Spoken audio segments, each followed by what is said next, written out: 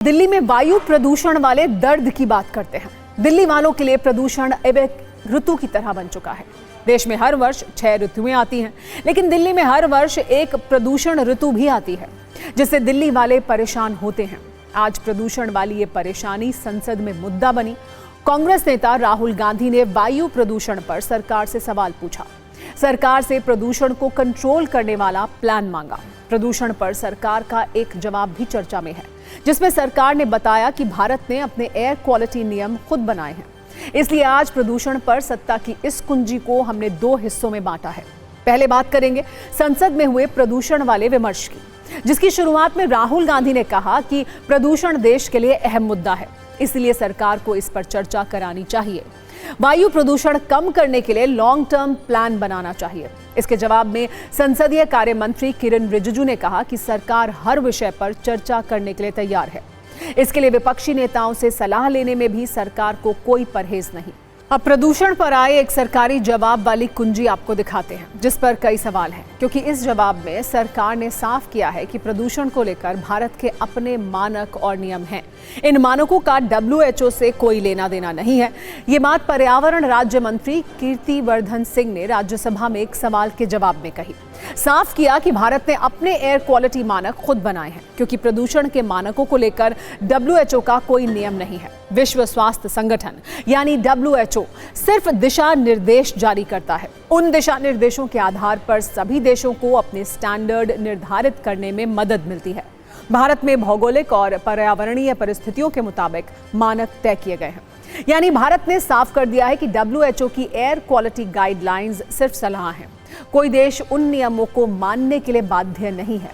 भारत ने इसके लिए national ambient air quality standards बनाए हैं।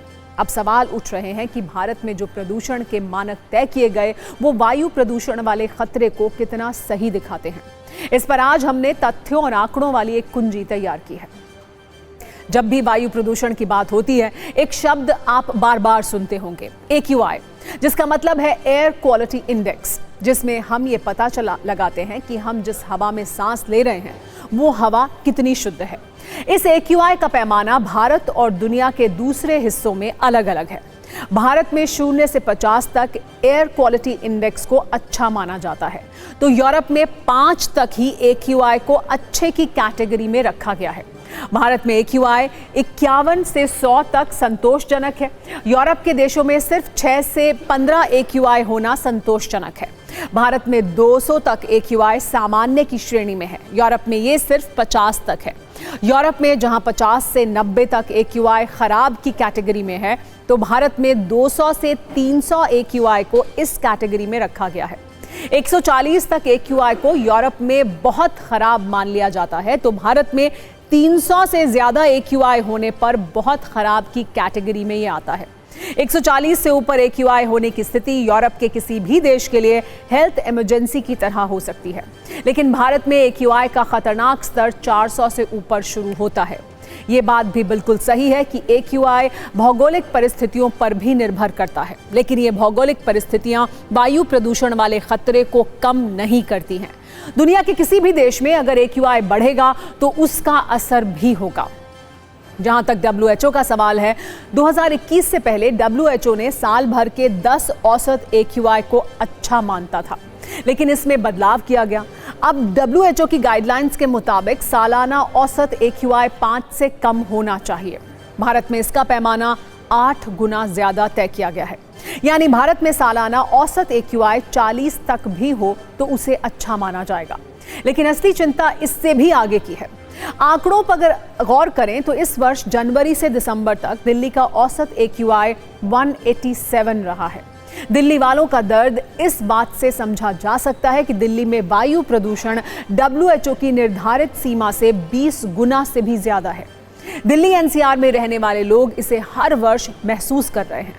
जो सालाना औसत AQI 5 से कम होना चाहिए, वो दिल्ली में 2021 में 197 था, 2022 में 199, 2023 में 190, 2024 में 201 था।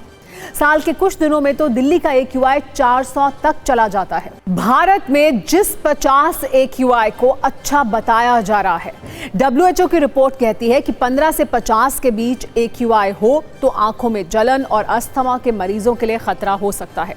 AQI 50 से ज्यादा होने पर तो हार्ट अटैक, स्ट्रोक का खतरा बढ़ जाता है, सांस संबंधी संक्रमण हो सकता है, धीरे धीरे याददाश्त तक कमजोर हो सकती है, फेफड़ों के कैंसर का जोखिम बढ़ जाता है। सोचिए, जिस 50 AQI को सुरक्षित माना जा रहा है उसमें भी सांसों पर संकट आ सकता है। फिर अगर ये AQI 200 रहे तो खतरा कितना बड़ा है। WHO के आंकड़े बताते हैं कि वायु प्रदूषण से हर वर्ष 81 लाख लोगों की मौत होती है, जिसमें से 21 लाख भारतीय हैं। प्रदूषण को लेकर अब लॉन्ग टर्म प्लान की बात की जा रही है और सही प्लानिंग के साथ इसे कंट्रोल किया भी जा सकता है। चीन ने पिछले 1 दशक में ऐसा करके दिखाया है। चीन की राजधानी बीजिंग और दिल्ली की भौगोलिक परिस्थिति करीब करीब एक जैसी है। 2013 में बीजिंग का औसत AQI 90 था, जो 10 साल बाद 2023 में 32 पर पहुंच गया, जबकि दिल्ली का औसत AQI 2013 में 153 था, जो 2023 में बढ़कर 190 हो गया। ये सब इच्छा शक्ति और प्लानिंग से संभव हुआ। चीन की सरकार ने 10 साल पहले प्रदूषण की समस्या को स्वीकार किया, उस पर काम शुरू किया। $100 मिलियन से भी ज्यादा खर्च कर लॉन्ग टर्म प्लान बना।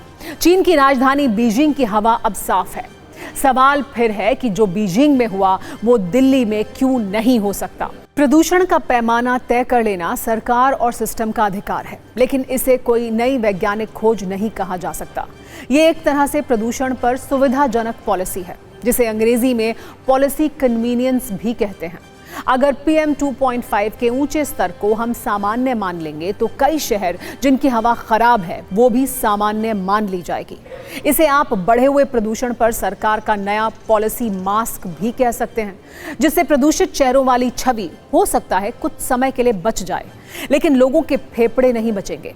किसी भी समस्या को सुलझाने के लिए पहला कदम यह है कि पहले ये माना जाए कि समस्या है। अगर समस्या को नकारते रहेंगे तो उसका समाधान कभी नहीं होगा।